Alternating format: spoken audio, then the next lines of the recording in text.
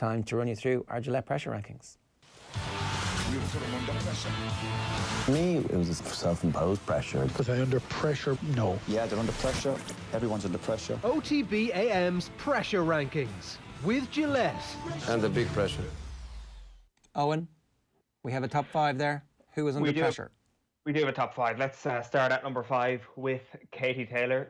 She fights Delphine Persoon this weekend for the second time, of course. We all remember June last year when she came fairly close to losing her unbeaten record in the professional ranks. It was one of the best fights involving an Irish fighter we've seen in a long, long time. She did pull through on the night. She was given the decision, a somewhat controversial decision. She didn't win. At the end of the night.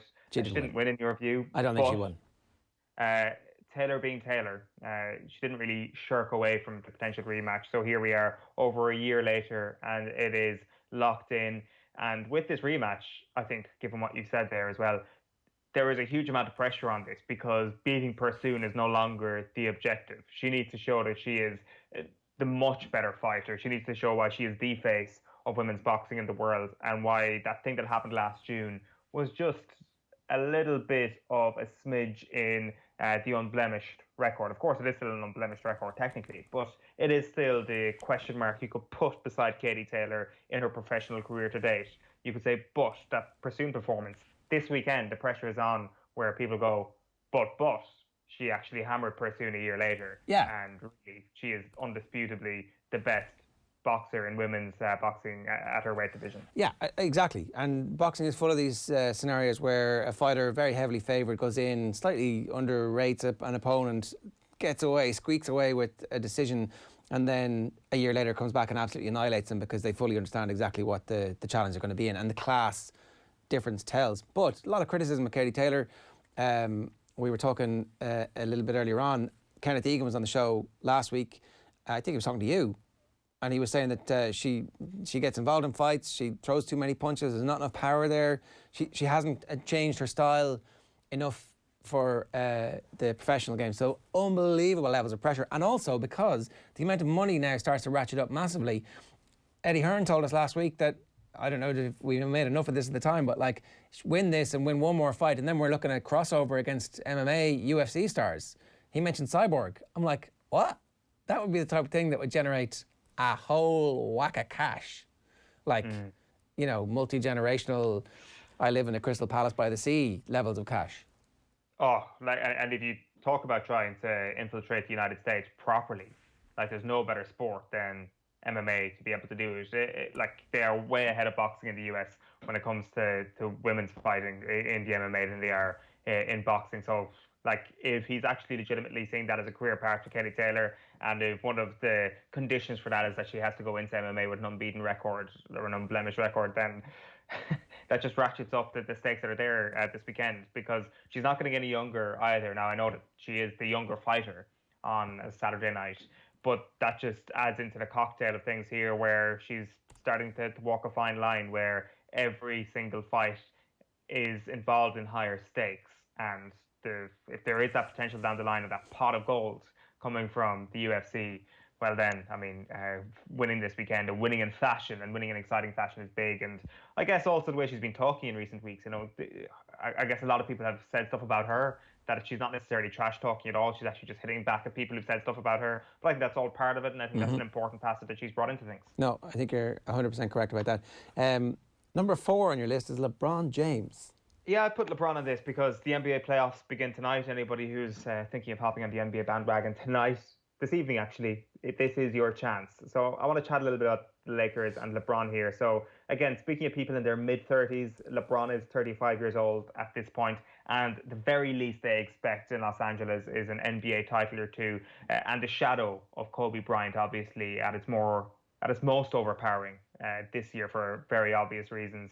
The city very much expects them to win. They got the number 1 seed, but it is a hell of a path that they have to negotiate if LeBron James wants to win another NBA title this year. So their postseason starts tomorrow night. They're up against the Portland Trail Blazers, who have the NBA bubble MVP in Damian Lillard, and a team that's motoring very, very well. Do not be surprised to see the Lakers need a 6-game series to get through that. After that, it is probably going to be the Houston Rockets with Russell Westbrook and James Harden in tow, and then a conference finals, more than likely, against Kawhi Leonard and the LA Clippers.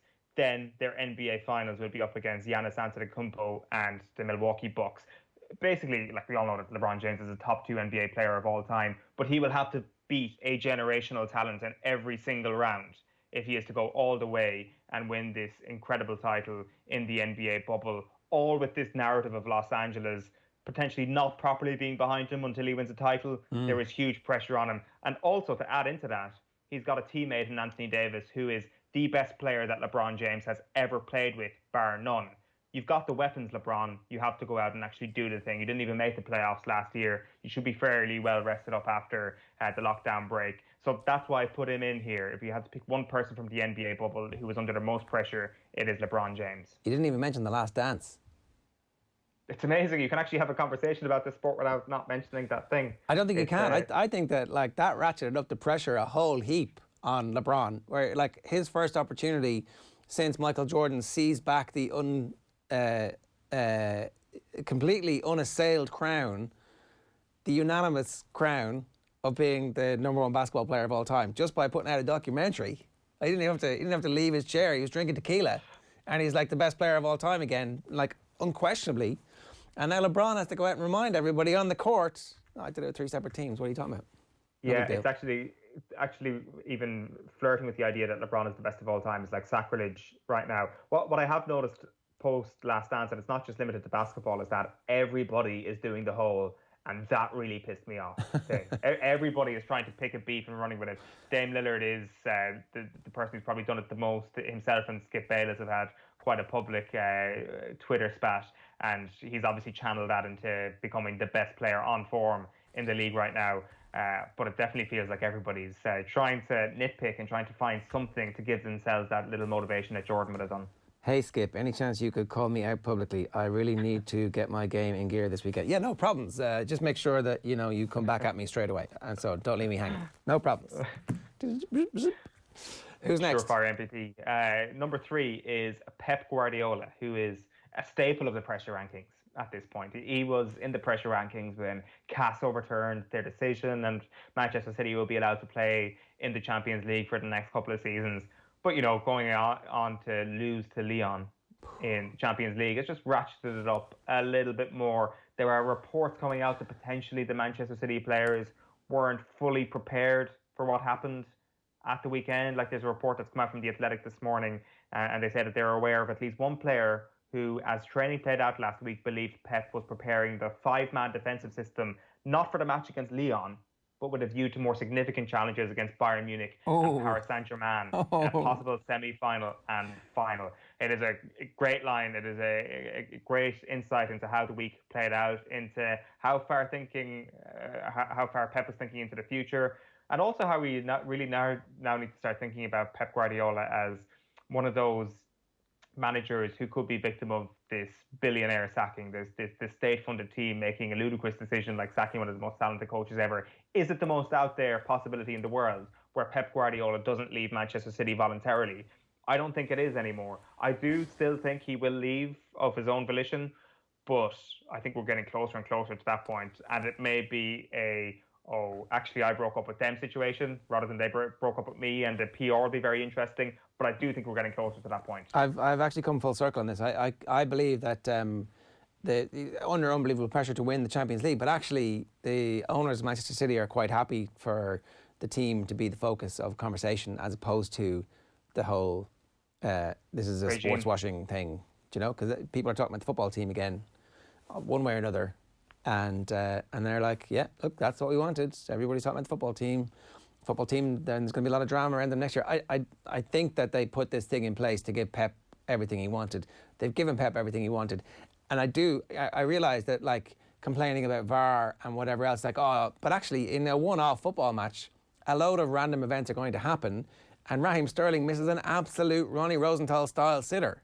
These are, for me, more important. We'll get into this with Graham a little bit later on as well. So I think I would, bizarrely, I'm ratcheting down the pressure on Pep because I think he's actually fulfilling the criteria of having the world speak about Manchester City and the football team as opposed to what the purpose of buying the football team was in the first place, which is actually exactly what we're doing. Sometimes those sort of owners lose sight, though, don't they? And start to realise that actually they have a competitive instinct within themselves and they want to see their club win the Champions League. And they may actually see Pep Guardiola as surplus to requirements. And they are, like, I don't think that's a genuine possibility anytime soon. But I just think that it's now time. You know, you've taken yourself in front of Sky Sports News, Pep. You have to go and win a Champions League. Getting to a semi-final or a final. 2 minutes left. Good enough. You have Last to go two. win one. Who we got? Number 2 is Ed Woodward, who we've kind of been speaking about earlier on. It kind of feels like, you know, deja vu from last summer, especially after exiting last night. There's a lot of work to do at the back. There's a lot of work to do up front, and even as Daniel Harris was saying, there might even be a bit of work to do in midfield. So we've got it's a huge recruitment job and not a lot of off-season to do it. And then at number 1, the person under most pressure this week, is Josep Maria Bartomeu, who Bartomeu right now reminds me of Sideshow Bob when he's stepping on all the rakes. Everywhere he turns, there is a problem right now. The problem of Setien is the first rake he has stepped on, and he is going to lose his job. Probably already lost his job. Messi is potentially another rake. If you get rid of him and you don't succeed, then you will be the villain. If you keep him and you don't give him the right assets to succeed, then you are also the villain. There is no way that Bartomeu doesn't end up in a very, very bad place after this in the view of Barcelona fans.